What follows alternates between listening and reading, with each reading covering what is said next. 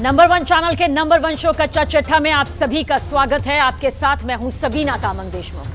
कच्चा चिट्ठा में बात उस खबर की जिसमें इजरायल को बड़ा झटका लग सकता है। 1.5 महीने से चल रहे महायुद्ध में अब वो हुआ है जिसका हमास बेसब्री से इंतजार कर रहा था। इजरायल और हमास 4 दिन के सीज फायर पर राजी हो चुके हैं। अब ऐसे हालात में दावा यह किया जा रहा है कि इजरायल को हमास के साथ सीज फायर करना बहुत ही भारी पड़ने जा रहा है।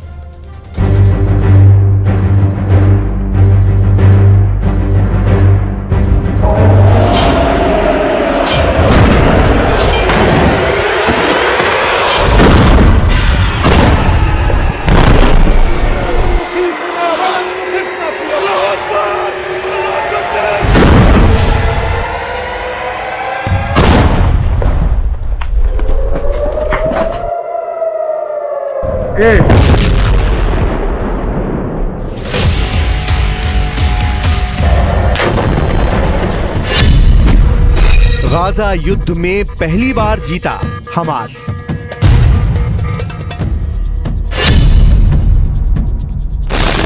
फिलिस्तीन और मिडिल ईस्ट की मीडिया दावा करने लगी है कि 1.5 महीने के भीषण गाजा युद्ध में पहली बार हमास ने इजराइल को हरा दिया है। दावा किया जा रहा है कि हमास के भारी दबाव और भीषण हमलों की वजह से इजराइल सीज फायर करने को मजबूर हो गया है। 4 दिन का ये युद्ध विराम ऐसे वक्त हो रहा है जब इजरायली सेना उत्तरी गाजा में जीत के दावे कर रही है, जबकि दक्षिणी गाजा में ताबड़तोड़ इजरायली हमले हो रहे हैं।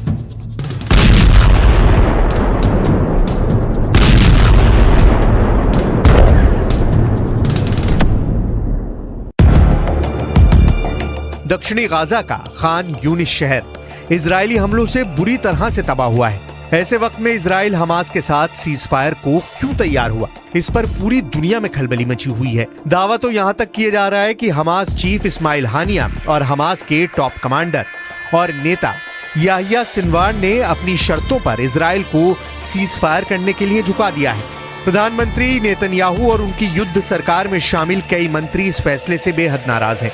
फिलहाल सीज फायर के बहाने हमास को मिले 4 दिन इजराइल पर बहुत भारी पड़ सकते हैं। 4 दिन में इजराइल की हार। 1.5 महीने से ज्यादा की जंग में उत्तरी गाजा की 60% इमारतें पूरी तरह से तबाह हो चुकी हैं, जबकि 13,000 से ज्यादा फिलिस्तीनी अब तक मारे जा चुके हैं। एक अनुमान के मुताबिक इजरायली सेना अकेले उत्तरी गाजा में ही 23,000 बमों से हमला कर चुकी है, जबकि हमास की 700 सुरंगें तबाह करने का दावा भी आईडीएफ कर रही है।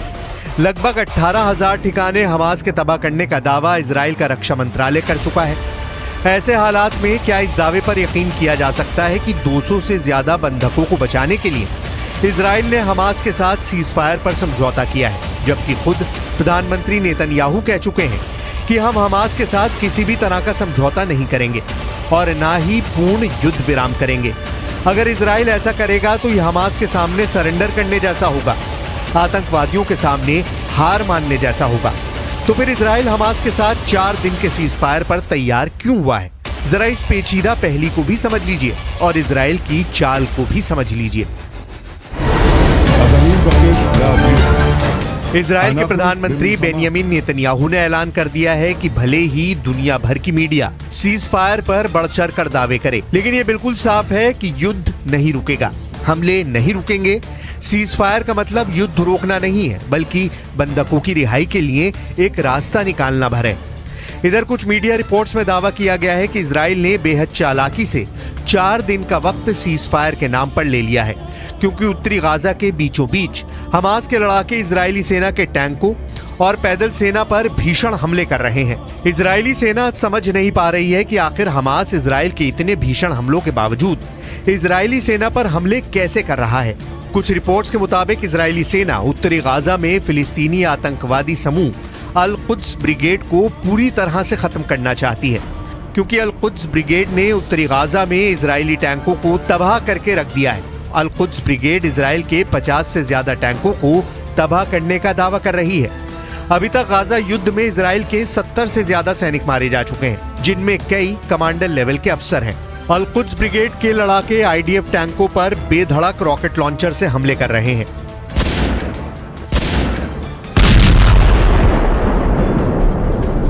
בחוץ דיבורי הבל. כאילו אחרי ההפוגה להשבת חטופינו, אנחנו נפסיק את המלחמה. אז אני מבקש להבהיר, אנחנו במלחמה, ונמשיך במלחמה. נמשיך במלחמה עד שנשיג את כל היעדים שלנו. गाजा युद्ध में पहली बार जीता हमास। कुछ पश्चिमी मीडिया की रिपोर्ट्स के दावों के मुताबिक इजरायली सेना आईडीएफ की इंटेलिजेंस यूनिट 504 इस वक्त उत्तरी गाजा और दक्षिणी गाजा में बेहद खास गुप्त मिशन पर लगी हुई है। दावों के मुताबिक आईडीएफ की इंटेलिजेंस यूनिट 504 ने ही हमास के हथियारों की खेप और सुरंगों का पता लगाया है। दावा तो यहां तक किया गया है कि दुश्मनों से बचाने में मुसाद और शिन बेट के अलावा 504 यूनिट का भी बड़ा योगदान सामने आया है। इजराइल की सीक्रेट फोर्स 504 एक्टिव इस वक्त बेहद एक्टिव है। 1.5 महीने से ज्यादा की जंग में हमास के कम से कम 300 लड़ाकों को आईडीएफ की इंटेलिजेंस यूनिट 504 ने पकड़ा है और उनसे पूछताछ में कई राज खोज निकाले हैं। इंटेलिजेंस यूनिट 504 ने हमास लड़ाकों से गाजा में उनके ठिकाने, अस्पतालों में कमांड सेंटर से लेकर हमास की अगली रणनीति तक का पता लगा लिया है, जिसके बाद से इजराइल ने हमास के साथ सीज फायर का फैसला लिया है ताकि हमास के लड़ाकों से मिली बेहद खास जानकारी के आधार पर इजराइल नए सिरे से उत्तरी और दक्षिणी गाजा में प्रचंड हमले कर सके।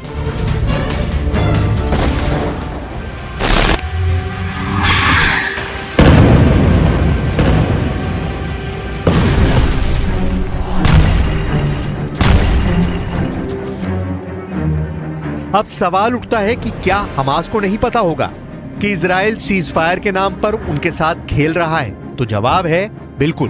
हमास के टॉप नेता और कमांडर सभी को पता है कि इजराइल सीज फायर की आड़ में गाजा में बहुत कुछ खेला कर सकता है, लेकिन हमास भी चाहता है कि अगर 4 दिन तक इजराइल के हमले हमास के ऊपर नहीं होंगे तो वो इस वक्त में इजरायली सेना पर नए सिरे से हमले करने के लिए अच्छी तैयारी कर सकता है। कतर में बैठे हमास चीफ इस्माइल हानिया और खुफिया ठिकाने पर छिपे हमास के टॉप नेता याहिया सिनवार सीज फायर के जरिए इजराइल के साथ जंग का सबसे बड़ा जुआ खेल रहे हैं। देखिए 4 दिन के सीज फायर में क्या तय हुआ है और सीज फायर के पीछे कौन कौन से देश शामिल हैं। हमास और इजराइल के बीच सीज फायर डील को मंजूरी मिल चुकी है।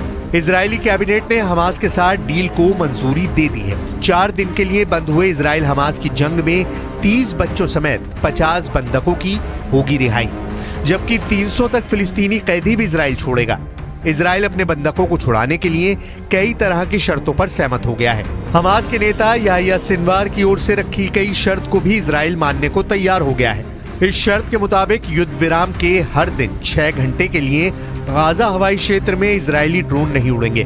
इसका कारण है कि इजराइल बंधकों की लोकेशन ना जान सके। हमास हर दिन 10 इजरायली बंधकों को छोड़ेगा। इस पीस डील को मुकाम पर पहुंचाने में कतर, मिस्र के अलावा तुर्की ने भी अहम भूमिका निभाई है। तुर्की कुछ मुस्लिम देशों के सीनियर अधिकारियों को मिलाकर बने ग्रुप में सक्रियता से काम कर रहा था। ये ग्रुप इजराइल हमास में सीज फायर के लिए सुरक्षा परिषद के स्थायी सदस्यों और दूसरे अहम देशों से बात कर रहा था। इस ग्रुप में तुर्की, कतर, मिस्र, जॉर्डन, नाइजीरिया, सऊदी अरब, इंडोनेशिया, फिलिस्तीन के विदेश मंत्री और प्रतिनिधि शामिल हैं।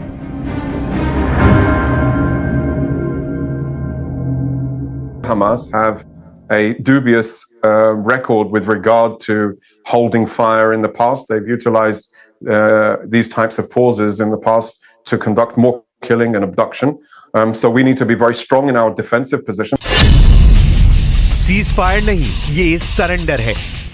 ونقول للاحتلال الذي تجاوزت خسائره 180 دبابة وناقلة جند وآلية عسكرية ومئات القتلى والجرحى في صفوف جنوده وضباطه خلال أسبوعين فقط. نحن لازلنا في بداية المعركة ولازلنا في أول الطريق وأول الشوط وإن القادم بإذن الله أكبر وأعظم। इधर हमास ने सीज फायर के बीच बहुत बड़ी धमकी दी है। हमास के टॉप कमांडर्स ने साफ कह दिया है कि इजराइल पर हम 7 अक्टूबर जैसे बड़े हमले लगातार करते रहेंगे। हमास वेस्ट बैंक में रह रहे फिलिस्तीनियों को भी इजरायली लोगों पर हमला करने के लिए उकसा रहा है। Middle east media research institute यानी MEMRI के मुताबिक वेस्ट बैंक में मौजूद हमास की स्टूडेंट विंग ने एक वीडियो जारी कर लोगों को 7 अक्टूबर जैसा हमला दोहराने को कहा है। अब ऐसे हालात में देखना होगा कि क्या 4 दिन का सीजफायर इजराइल के लिए नया नासूर साबित होगा या फिर हमास के खिलाफ गेम चेंजर।